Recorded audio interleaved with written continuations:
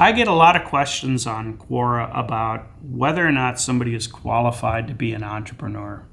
I get that question, I don't know how many times, and I've answered it so many times I've kind of stopped answering it because there's enough out there about the subject. And what they're looking for is they're wondering whether or not they have what it takes to be an entrepreneur. Now, the myth is that, well, you've got to go to college and you've got to have your MBA and all. That's I have not seen a pattern in the companies that I've looked at over the last 30-some years. I've not seen a pattern of people who have gone to the best schools having a higher success rate than those who don't have any college education at all. Now, there might be some indicators there might be some things if you were to look at their determination, which got them into a good school, and that determination helped them be more successful. But I can't find the exact cause and effect where that individual, because they went to those schools, are more successful. Often it's just a character trait. It just shows that they were determined to do something at a young age and had the resources to do it. That, however, is not the only story, because there are those entrepreneurs who've worked incredibly hard supporting a family, doing other things, and they've got all the drive in the world, and they're just as likely to be successful as those who did it and went the route of an education. So it's not at all an indicator as to whether or not you're going to be more successful or not. I think the drive is the more important piece, and the ability to learn. Now, when I meet a lot of entrepreneurs and I start to question them about their idea, when they start to get defensive, I think, wow, that's really a bad sign. I should be able to poke in an idea, and they should be able to critically look at the idea. You don't want to go forward with a business where somebody asks you a hard question and you immediately get mad when you're answering it. That's going to turn off investors for sure.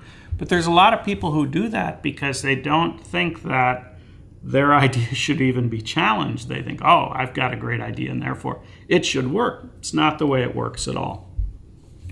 And so you, as an entrepreneur, your chances of success are going to be much higher if you have that ability to critically evaluate your idea and to pick it apart. I look at entrepreneurs as having certain characteristics that I think lead to success. And if you nail those characteristics, you're going to improve your chances of success. You're not going to guarantee it. Now, there's another thing that I want to talk about is that when you look at the stats, it says that entrepreneurs have a very high failure rate. Yes, maybe so. That could be true, but we don't know the full story behind that. I tell you why. When most of the studies are done about entrepreneurship and when most of those stats are gathered, they're often looking at how many business licenses were started and applied for, and then how many were abandoned.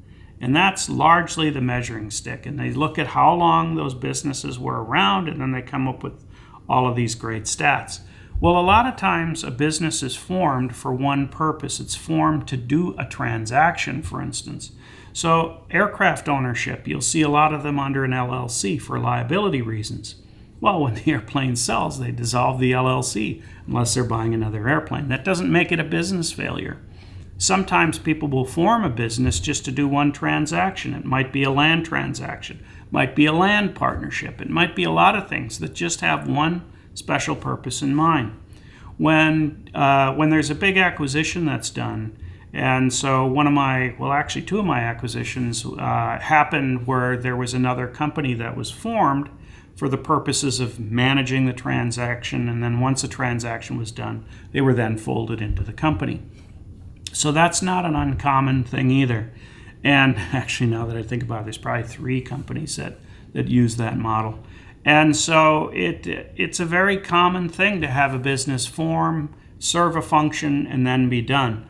When I spent 10 years as a trustee, I had that business as a trustee.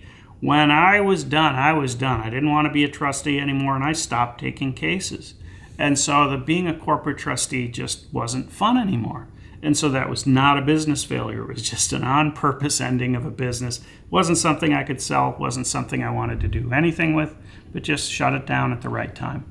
And so none of those are business failures, yet you see so many professors get out there and talk about that. So don't let that scare you, because there's lots and lots of reasons that businesses shut down, and they're all classified as, quote, failures, when in fact they're not. When I think of failure, I think of that person who raised a bunch of money, started a venture, gave it their best shot, and failed. And the business failed, and it never became any sort of success in any form. That to me would be a classic failure. But there's a caveat there, because even then, I don't consider it a failure to the true entrepreneur. Because the true entrepreneur takes all of the lessons that they learned in terms of where they built the business, how they did it operationally, all the things and they roll that right into the next venture and pick up and start and get going again. And they just keep going. They do not stop. I know way, way too many entrepreneurs who've had massive failures only to turn around and become very successful with the next one. And when I say failure, they sometimes are venture funded and they sell to another party for pennies on the dollar, and it's called an exit, when in fact it's a pretty big failure. So if as long as they keep going, there's still entrepreneurial, and there's still lessons to be learned and leveraged. Investors aren't going to look at your failure and say, oh, you're never going to amount to anything in the next venture, and we're never going to give you any money again. If you ran the company with integrity and you were honest about everything that you were doing, you'll still have the ability to raise money in that next venture. So don't let that stop you. And so it's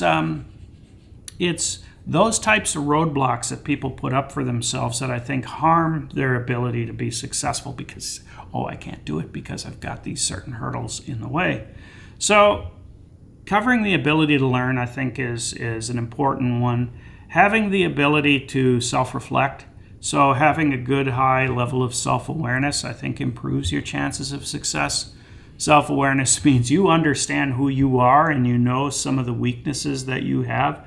I'm not going to get into Dunning-Kruger effect in this particular video, but I am going to talk about it at some point, because you got to look that up, because a lot of us, including me, have been the poster child at one point or another. And so it's something that you have to take into consideration, this sort of belief that you know more than you actually do. And so that happens a lot with entrepreneurship. They go, what can possibly go wrong? Only to discover a million things can possibly go wrong. And so you want to be somebody who kind of can go in and assess where your skills are, where your weaknesses are, and get the help you need. And just because you are a startup entrepreneur and founder of the company doesn't mean you're necessarily the right one to run the company in the long haul. And so don't get this idea that you're going to build your company into a giant and sustain yourself as CEO, because developing those skills all the way along through the growth of your business are not always that easy. There aren't a lot of these people out there who have had this ability to take something from a core idea and have everything it takes to be a great CEO along the way. There are plenty out there, but they're in a minority. And so you have to be ready to hand the thing off to somebody else to keep running and keep building your business, because your whole goal is to build a successful venture. You want to build wealth. You don't want to just, that's the old adage, do you want control or wealth? Sometimes you can't have both. And there's a lot of companies that you can't possibly do that. You can't possibly keep both things going on at the same time. I am shoving my dog underneath the table right now because he keeps playing with stuff and it's making a noise. So you're seeing me kind of nudge him under here. Got a big yellow lab and he's kind of a playful thing. But anyhow, I'm getting off track.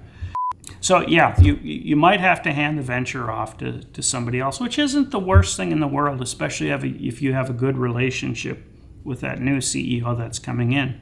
You might take the position of being a chief software architect or CTO or some other function within the business where you're better suited to help make the company continue to grow. And so this adage of wealth versus control, I think, is a real thing.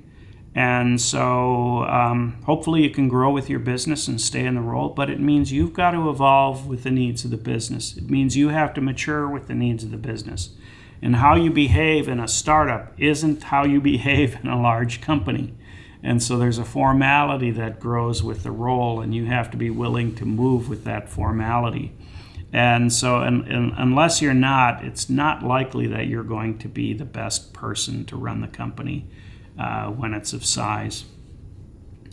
But that's a long way down the line. Right now, you just got to get the venture off the ground, and you're sitting there trying to decide whether or not you're qualified to even start. And the simple answer is you probably are. And I think there's too many people out there who somehow want to disqualify the rest of the world and say, no, you are the one that can't get ahead. I think that's all. I've just watched way too many people take nothing and build it into a successful company, and without much of anything. They're all over the place. And so I don't have to give you a lot of evidence. You can go find it yourself. So that's it for this video. I'm going to get into some of the other qualifications in a future video. I do want to get back to some of the more details about how to buy a business, and that will be in an upcoming video. There's lots of stuff to cover, and I want to do these in just kind of short segments. And if you're interested in following me, hit the subscribe button. This is all for those entrepreneurs who really need the help, and so I'm here to give it, just the straight talk. And hopefully you'll hang with us as I continue to make more of these. Thank you very much for tuning in. Oh, you can also follow me on several other places. Don't want to forget that. You can follow me on tomnault.com. You can follow me on middlerock.com. And of course, my Quora page, Tom on Entrepreneurship, or just Tom Nault. And so look for me in all of those places, and I'm happy to help out. Write me, and I'll do what I can to make sure I get your question answered. We also have our Zoom calls. They're a lot of fun. And all you need to do is sign up to participate, and you can listen in. We have different topics that we cover, and look for it on our website on middlerock.com. And thank you very much for being here. It's very much appreciated.